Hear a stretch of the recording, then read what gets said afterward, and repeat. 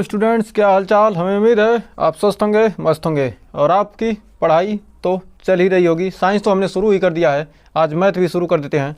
तो मैथ का बहुत ही शानदार सेशन आज होने वाला है।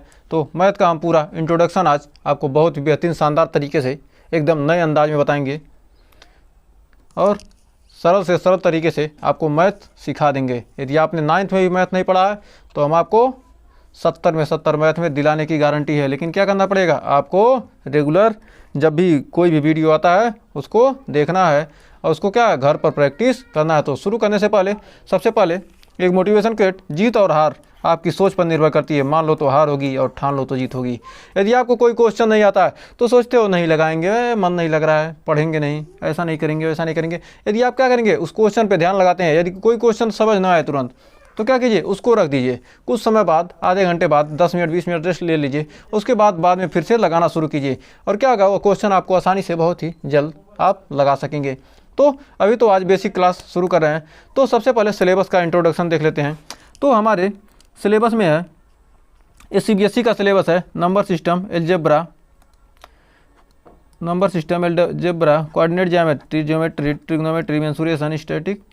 तो नंबर सिस्टम में क्या है, real number, polynomial, pair, linear equation two variable.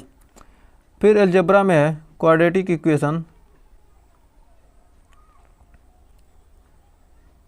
फिर अर्थमेटिक प्रोग्रेशन, फिर ज्योमेट्री में ट्रायंगल, कोऑर्डिनेट ज्योमेट्री, फिर इंट्रोडक्शन टू ट्रिग्नोमेट्री, फिर some application of trigonometry, circle construction, area related to circle, surface area to volume, static, probability.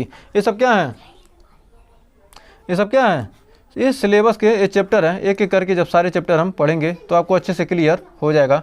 तो आइए UP board का syllabus देख लेते हैं। पहला है संख्या पद्धति, से आपको 5 नंबर का आएगा। बीजगणित एलजेब्रा से 18 नंबर का आएगा और निर्देशांक ज्यामिति से 5 नंबर का आएगा और ज्यामिति से 10 नंबर का आएगा और ट्रिग्नोमेट्री से 12 नंबर का और मेंसुरेशन से 10 नंबर का और सांख्यिकी से 10 नंबर। तो सबसे ज़्यादा आपको त्रिकोणमिति देने वाला है, त्रिकोणमिति सबसे ज़्यादा नंबर देने वाला है। तो आइए आगे शुरू करते हैं। ये देखिए, सबसे पहले आपको संख्याओं का ज्ञान कैसे हुआ। संख्या के ज्ञान के बारे में हमको पहले से नहीं पता है। ये आदि मानव है, इसे क्या था, संख्याओं का ज्ञान नहीं था। तो देखा, एप्पल देखा तो कहा कि इसको एप्पल खाऊं, फिर दूसरे एप्पल को खाया, फिर इसको खाया। उसको पता नहीं था कि कितना एप्पल खाया, वो गिनती जानता ही नहीं था। जब गिनती जानता ही नहीं था तो कैसे वह पता करता कि मतलब कितने एप्पल खाए। तो उसने सोचा, उसने कहा कि यदि इसको खाया तो एक बार एप्पल कहा और इसको खाया तो 2 बार एप्पल, इसको खाया तो 3 बार कहा एप्पल। तो इस प्रकार क्या हुआ, उसने इसको कहा एक एप्पल, एक बार खाया तो 1 एप्पल, 2 बार खाया तो 2 एप्पल, 3 बार खाया तो 3 एप्पल और 4 बार खाया तो 4 एप्पल कहा। तो इस प्रकार क्या हुआ, उसने संख्याओं के बारे में क्या किया, खोज किया। 1 2 3 4, इन्हीं को क्या कहा गया, प्राकृतिक संख्याएं। इन्हीं को क्या कहा गया, प्राकृतिक संख्याएं। तो आइए संख्याओं के बारे में, हमको चैप्टर हमारा पहला है क्या है, वास्तविक संख्या। तो वास्तविक संख्या से पहले थोड़ा इंट्रोडक्शन देख लेते हैं। संख्या क्या होती है, सबसे पहले संख्या के बारे में जानते हैं। सबसे पहले हम संख्या के बारे में जानेंगे, संख्या होती क्या है, उसके बाद वास्तविक संख्या पर हम पहुंचेंगे। तो सबसे पहले हम संख्या के बारे में जान लेते हैं। संख्या होती क्या है, यानी नंबर्स होती क्या हैं। तो नंबर्स यानी संख्याएं होती क्या हैं, इसके बारे में सबसे पहले जानते हैं। एक सेकंड, कौन से कलर से लिखा जाए, वाइट ही लेते हैं। तो सबसे पहले संख्या के बारे में, संख्याएं होती क्या क्या हैं। तो संख्याएं 2 प्रकार की होती हैं, एक वास्तविक संख्या और एक होती है सम्मिश्र संख्या। पहला होता है वास्तविक संख्या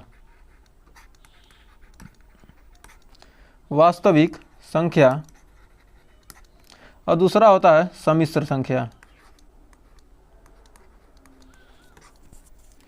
सम्मिश्र संख्या। तो सम्मिश्र संख्या वास्तविक संख्या जिसमें क्या हो, -1, 0, 1, 1/2, 3, 5/6, पाई 3.25, ये सब क्या है, ये सब वास्तविक संख्याएं हैं। और सम्मिश्र संख्या माइनस रूट में -3, रूट में -3, रूट में -4, ये क्या है, ये सम्मिश्र संख्याएं हैं।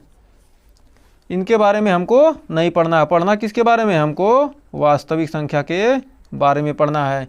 तो वास्तविक संख्या के बारे में, तो आइए हमको क्या पढ़ना है, वास्तविक संख्या के बारे में।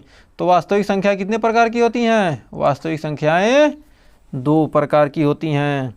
तो वास्तविक संख्या 2 प्रकार की होती है। पहली संख्या होती है परिमेय संख्या, पहली संख्या कौन सी है, परिमेय संख्या, और दूसरा है अपरिमेय संख्या। पहली संख्या परिमेय, दूसरी अपरिमेय। परिमेय संख्या को, परिमेय संख्या जिसको क्या कह सकते हैं, P/Q के रूप में लिख सकते हैं, रूप में लिखा जा सके, वो क्या कहलाता है, परिमेय संख्या। और जो क्या हो P/Q के रूप में न लिखा जा सके वो क्या है, अपरिमेय। P/Q के रूप में न लिखा जा सके वो क्या कहलाता है, अपरिमेय संख्या कहलाता है। तो परिमेय और अपरिमेय के बारे में आप जान गए। परिमेय संख्याएं कितने प्रकार की होती हैं, परिमेय संख्याएं 3 प्रकार की हो गई। पहला कहते हैं प्राकृतिक संख्या, दूसरा है पूर्ण संख्या, और तीसरा है पूर्णांक। तो प्राकृतिक संख्या 1, 2, 3, 4 ... इनफाइनाइट तक ये सब क्या हैं, ये सब प्राकृतिक संख्याएं हैं। और इसी में क्या किया, 0 मिला दिया। प्राकृतिक संख्या में यदि शून्य को शामिल कर दिया जाए तो क्या बन जाती है, हमारी पूर्ण संख्या बन जाती है। ... जहाँ तक जाएगा ये क्या आ गई, पूर्ण संख्या बन गई। और पूर्णांक, पूर्णांक मतलब क्या होगा, धनात्मक और ऋणात्मक संख्याओं का जो मिश्रण होता है वो क्या कहलाता है, पूर्णांक कहलाता है।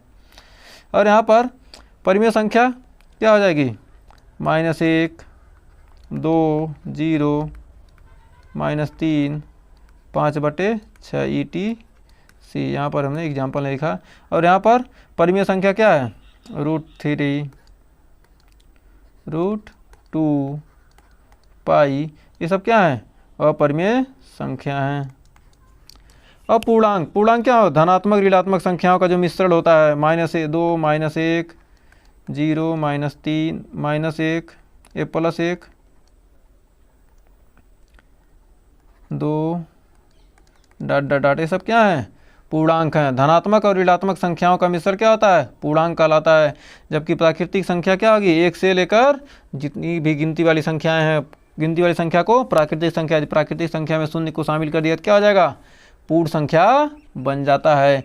तो हमें उम्मीद है इन संख्याओं में आपको कोई डाउट नहीं होगा। तो अब जानते हैं प्राकृतिक संख्या के बारे में। अब आइए प्राकृतिक संख्या के बारे में देखते हैं। प्राकृतिक संख्या, प्राकृतिक संख्या, तो प्राकृतिक संख्या के बारे में, तो प्राकृतिक संख्या में हो जाएगा सम संख्या। पहला है सम संख्या। सम संख्या कौन कौन सी हैं, 2, 4, 6 ...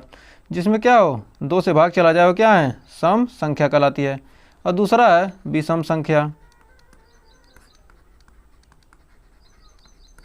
प्राकृतिक संख्या में दूसरा क्या है, विषम संख्या। 1, 3, 5, 7 ... ये सब क्या है, विषम संख्या। और तीसरा है भाज्य संख्या।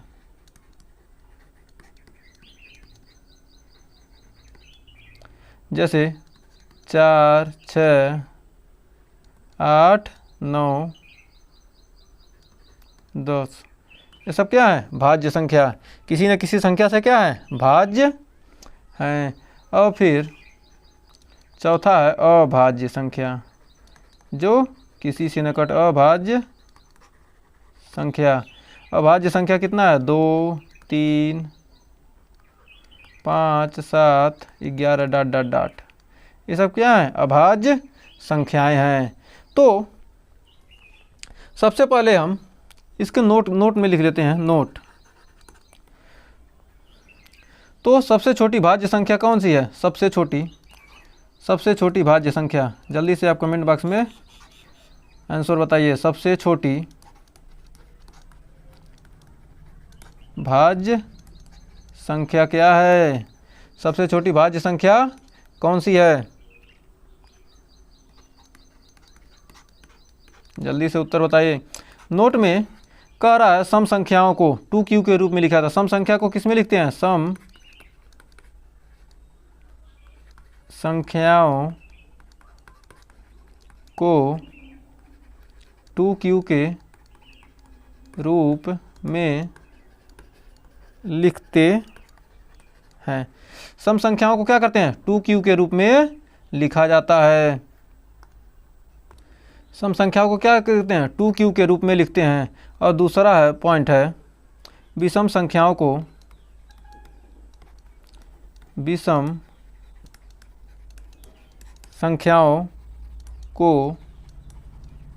2q + 1 रूप में लिखा जाता है। और फिर तीसरा पॉइंट है जो संख्या स्वयं से जो संख्या स्वयं से 1 से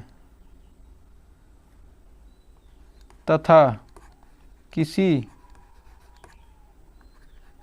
अन्य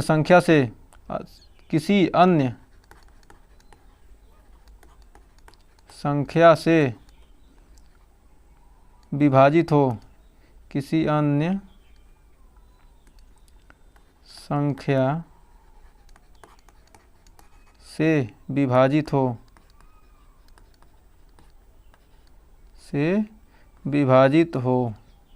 किसी अन्य संख्या से क्या हो? विभाजित हो, उसे भाज्य संख्या कहते हैं। भाज्य संख्या कहते हैं। फिर चौथा पॉइंट है जो संख्या केवल 1 से तथा स्वयं से विभाजित हो। जो संख्या क्या हो? जो संख्या 1 से तथा स्वयं से विभाजित हो, उसे अभाज्य संख्या कहते हैं। उसे क्या कहते हैं? अभाज्य संख्या कहते हैं। तो सबसे छोटी भाज्य संख्या कितनी है? जो भाज्य संख्या है, सबसे छोटी भाज्य संख्या कौन सी है? 4। क्योंकि क्या है, जो हमने क्या बनाया है यहाँ पर परिभाषा बता दिया कि जो स्वयं से 1 से तथा किसी अन्य संख्या से कटे। स्वयं से तो कटेगी, फिर 1 से कटेगी, फिर 2 से कटेगी। अब ये क्या है, यदि 2 लेते हैं तो 2 क्या होगा? 2 से कटेगा और 1 से कटेगा, उसके अलावा किसी से कटेगा नहीं। तो क्या होगा? सबसे छोटी भाज्य संख्या क्या है? 4। और 2 सम अभाज्य संख्याएं।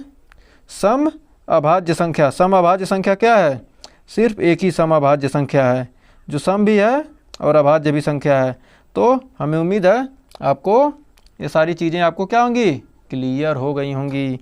और